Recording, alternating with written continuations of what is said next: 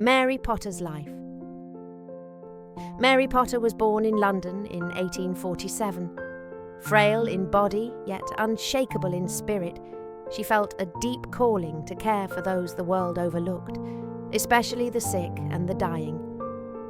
In 1877, she arrived in Nottingham and founded the Little Company of Mary, an order of religious sisters devoted to bringing comfort, dignity and presence to people in their final moments of life.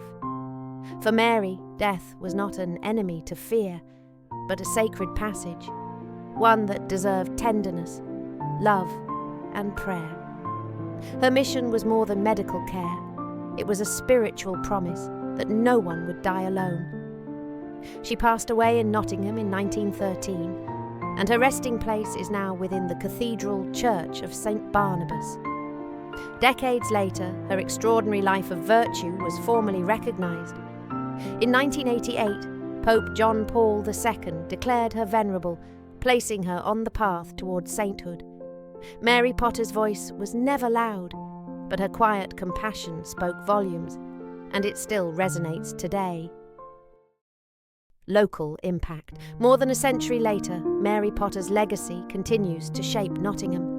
The Mary Potter Health Centre in Hyson Green carries forward her mission, serving the community with dignity and care. At Nottingham Trent University, a classroom in her name reminds students that compassion belongs not only to history, but to the future they are building. Across the city, in street names, hospital wards and community projects, her presence can still be felt. Mary Potter is no longer just a name.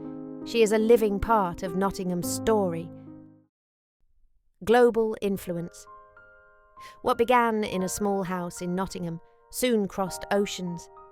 Mary Potter's vision of compassionate care spread far beyond England.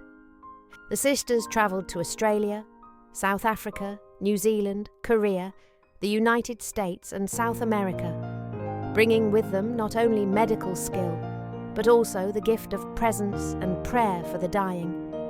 Today, the Little Company of Mary serves in over a dozen countries. Her mission has become a movement, humble, faithful, and truly global. The establishment of the Heritage Centre.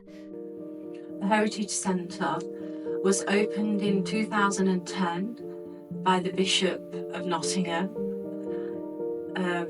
It's a stone's throw away from St Barnabas Cathedral, which makes it an ideal site as it's very close to Mary Potter's tomb, which is at St Barnabas Cathedral.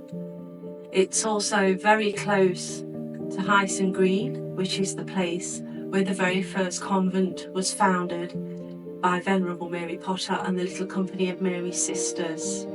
So it's in an ideal location for people to come and visit, take a tour and learn more about the life, spirituality and charism of Venerable Mary Potter and also the Little Company of Mary Sisters, who are now spread throughout the world on all continents. Social media. We have our own dedicated website, and on that website we tell a bit of the story of Venerable Mary Potter and the Little Company of Mary Sisters, but we also encourage people to come and visit and take a tour. But the different regions do have their own websites, and people can gain access to find out about our Heritage Centre. And we do have pilgrimages that come from all over the world, our sisters, associates, people that work in the hospitals that were originally founded and run by the Little Company of Mary Sisters. So our reach is quite wide. We also have a dedicated Facebook page, which we administrate here at the Heritage Centre, and we are able to put reflections and writings of some of the words of Venerable Mary Potter, words from her conferences, her thoughts, reflections and spirituality. Ending. Mary Potter gave her life to loving, healing and praying. Her words still guide us. showing how to live with purpose, to serve with compassion, and to endure with faith. As she once said, "If you want to heal others, bring love. Love is the greatest power on earth to move the will to good." From the summit of perfection, when we finally reach it, we will look back with a truer vision, with faith and trust. You may be able to do more than you now dream is possible. We can always grow in perfection, especially through what we call difficulties. Mary Potter is now known as Venerable Mary Potter because she's going through the process of hopefully one day being canonised. And if she was canonised and made a saint by the Pope, she would then be Saint Mary Potter.